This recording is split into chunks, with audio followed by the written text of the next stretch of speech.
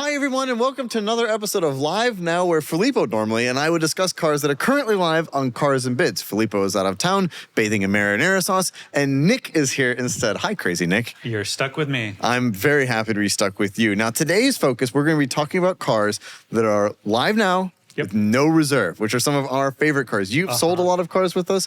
All of them, I believe, with no reserve, correct? Correct. And I typically look at and bid on auctions that are no reserve much higher. It's exciting for me to know you could score a bargain, but also if you represent the car well, you can feel pretty good selling it that way, knowing it'll get more eyeballs. So. Exactly. It guarantees that at the end of the auction, it's going to a new home, which is great for the buyer, but it's also exciting for the, it's great for the seller, but also exciting for the buyer. Plus, if I asked for a reserve, I think Doug would knife me in real life. So I have to go no reserve. Otherwise, I think it's an unspoken gentleman's agreement among all of us that we always do no reserve. Yeah. No, we're all sufficiently afraid enough of Doug that we go no reserve. But outcomes have spoken. I've set a record for the XP8 with no reserve.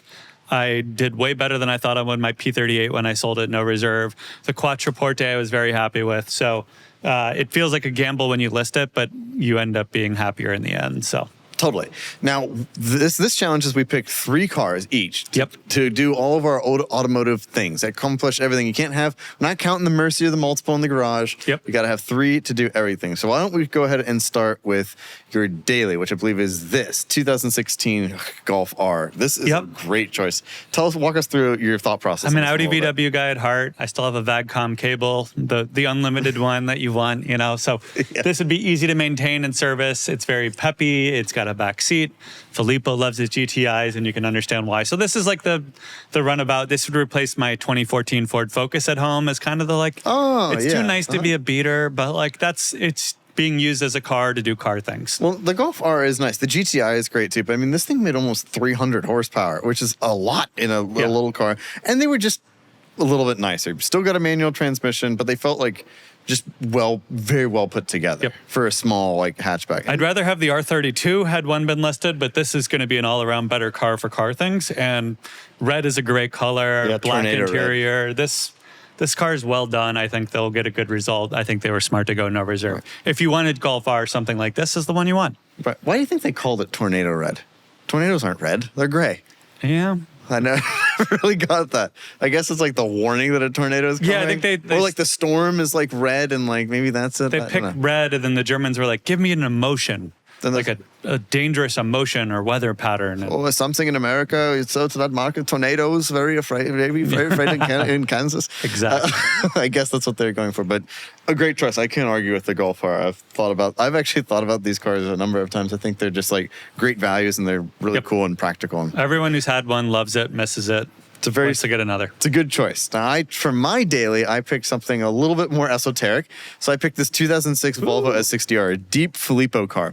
I really like these cars. Turbocharged 5-cylinder engine, 6-speed manual, the famed Spaceball, which I think is just so cool.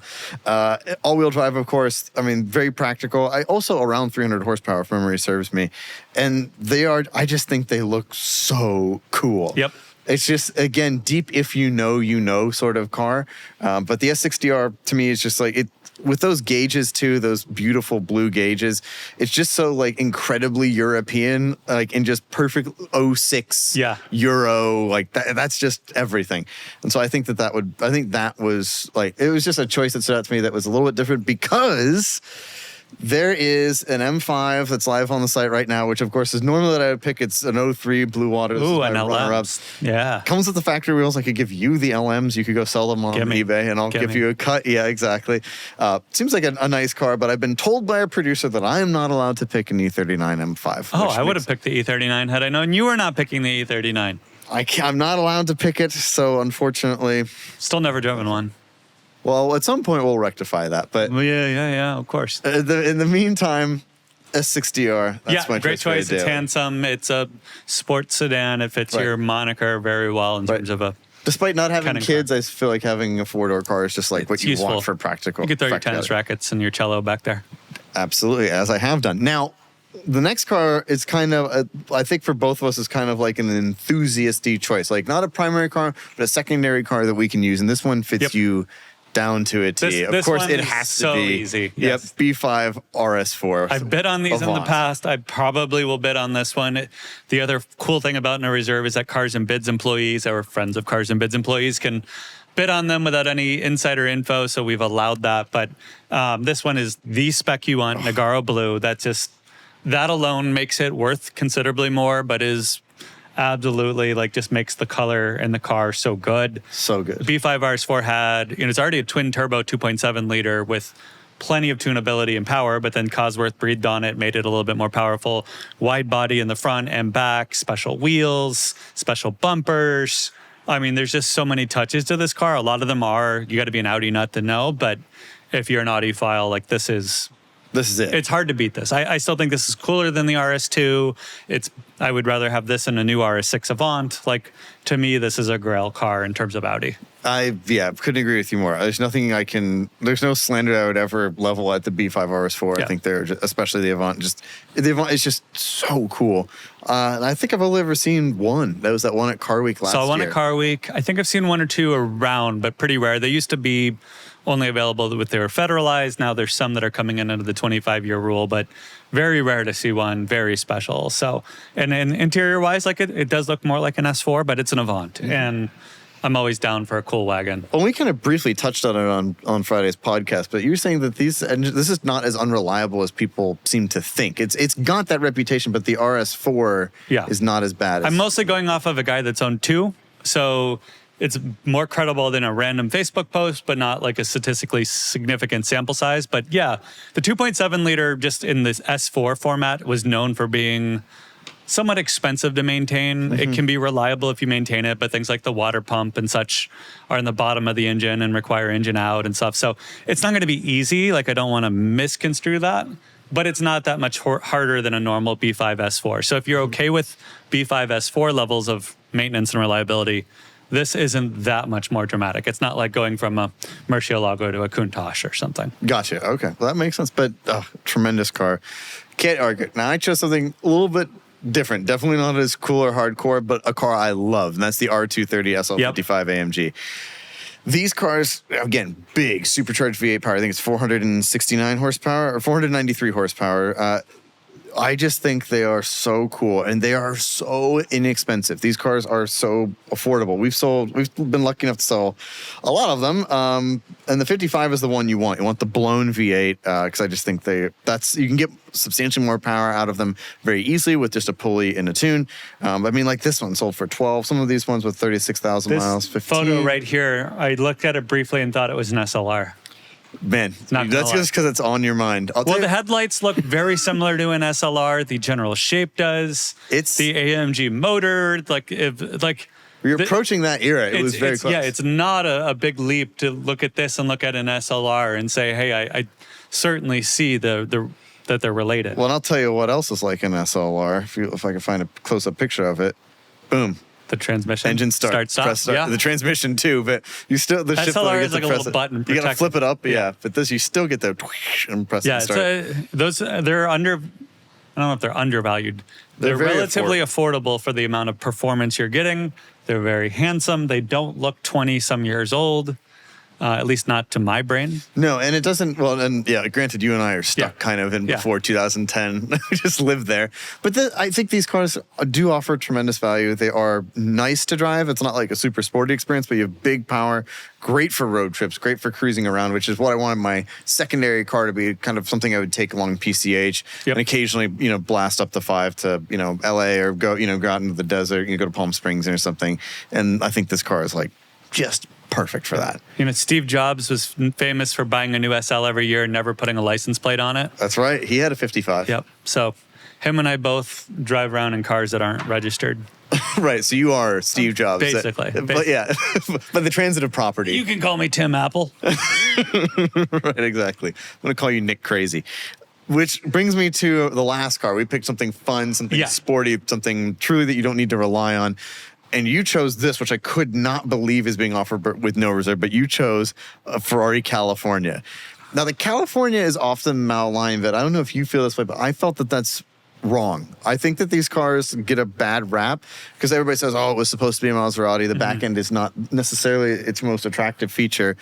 but it's a dual clutch V8 naturally aspirated Ferrari that's fast. And it's, is it 453 horsepower? So it's not like it's nothing. It sounds great. It looks awesome. But tell me a little bit more about why you picked I think the you're Cali. selling it harder than me here. I just figured a no reserve Ferrari is just an exciting place to be. And you can't quite go wrong with that. Every car needs to be judged based on the price point at what it is currently transacting. So when this car was new and presumably probably more expensive, you had to look at it and say, it feels like I'm coming short or didn't go all the way. If this car transacts for the ballpark, I think it will based on comps, then I think you have to say, wow, that's a great entry point in a Ferrari that gets you things that would be hard to recreate at that price point, regardless of who manufactured it. So Totally. I think it's cool. I love convertibles, especially here in San Diego. I like the color combo. I think there's a lot to say that's good about this. Only 4 of them, I believe, came manual, but it should be, in theory, possible to swap it as well, which would be something I would be interested in doing if I were to land in said vehicle. Attaboy, Nick. That's what I figured you might say. I mean, that's the only thing. It is possible. It's missing it needs a better set of wheels with more offset, or maybe at least some spacers. It needs a manual swap, but then it's good to go. Yeah, those later wheels, where are they? There are a couple of different sets of wheels on the first gen Cali. These ones, Yeah. I like those personally on the car quite a bit. I don't mind it, and it looks better in Rosso Corsa. But I would say the BBS LMs on your E39 on the site, something like that, a little drop. Gosh. Space them out, nice and flush. No matter what car you elevate yourself to, either in the Mercy or Multipla, you can never take the modding culture out of it. And we got to straight pipe this thing. Right, exactly. I'll do valved. That way we can be gentleman-like. Right. In certain circumstances. Not to disturb your doctor neighbor next door, but it is quite it's quite a car. Shout out Dr. Flood. Sure, shout out to Dr. Flood. But I think these cars, again, like when you drive one, anybody who levels anything bad at it, drive the car. Yeah. I think they do drive very well. I remember how big of a deal this thing was when it came out, because it was just like a whole new era of Ferrari. They started the dual clutch thing, but yeah, if you were to do it and convert it, that would be a pretty sweet car. Yeah, honestly. Yeah. And I think you can get into this enough that your mod budget, you're still in it very well in a way that you could get out of it. Like so many Ferrari California owners, got to account for that mod budget. Moving on to a car that came with a manual transmission, my last choice, Lotus Elise, 07 Elise, the purity of driving. I think this car is just everything you need from a sports car, nothing more. This one, like they all are 6-speed manual transmission. This one had the touring package, which adds it's hilarious. It's like a little bit of leather, some carpet, and some sound deadening. That's it. It's like very stripped out, very raw. But these cars, you can absolutely cane them. They're relatively reliable, and they hold their value. Like Lotuses are kind of worth. You buy it for one number, you sell it for exactly the same amount of money. You hardly lose any money on them because they're desirable to drivers and they're just really reliable, exotic little cars.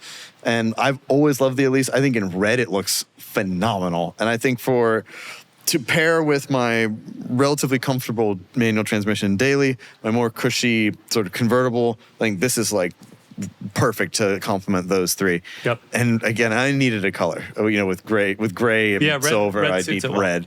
So I think that kind of does everything I need a car to do, really. And I love the silver wheels. I think it just looks just right. I love an Elise. I can't believe all 3 of these are no reserve. I'm really curious to see where this ends up. I'm really curious to see where your RS4 ends up in terms of having no reserve, because the no reserve cars do tend to bring more money because there's more excitement behind it and people get into it. And that RS4 is one you want. I mean, it's been fully federalized. It's the right spec. Totally. So I'm very curious to see where all of these cars. You going to throw any bids in? I could see you in a Lotus. I could see myself in a Lotus too. It's just right now I think I really want more of I want more of like the big sledgehammer. Like I want the Viper. We had a Viper on the site last week, the silver one. And I just since I drove one a couple weeks ago, I have not stopped. Oh, that's not it, but it is a silver one. I have not stopped thinking about the Dodge Viper. I think that is just such a cool car. But nonetheless, you picked some good ones. You got your GTI for your daily, your RS4 Avant for your sort of special nostalgic car, I guess, and your California for your weekend car. Mine happened to be red, white, and blue. Wow, God bless. Yeah. I've got my also a pretty deep European garage, honestly. Yeah, you got a quirky garage for sure. I've got the S60R, which would make Filippo proud. I've got the SL55, and I've got the Lotus. And you can go to the community section by clicking the link below to tell us who won this week, Kennan or Crazy Nick with our choices. Last week, Filippo and I picked American cars, which I'm sad you weren't here for that because it would have been great. But amazing, you'd have been proud of me. I swept the absolute floor with Filippo. Wasn't even close. I chose an R1S as my daily, and the Viper that sold on the site, and then the S550 GT350. Yep. I think I vote for you as well, though. Honorable mention for picking the C5 Corvette. Yeah, the that Indianapolis pace car. Oh, look at that. Had a neighbor who had one of these, and he was the kind of guy that really? Wrapped the floor mats in plastic and treated it like a museum piece. What state was that in? In Ohio. He was a lawyer, personal injury lawyer. Perfect. Yeah. That's exactly who bought those types of cars.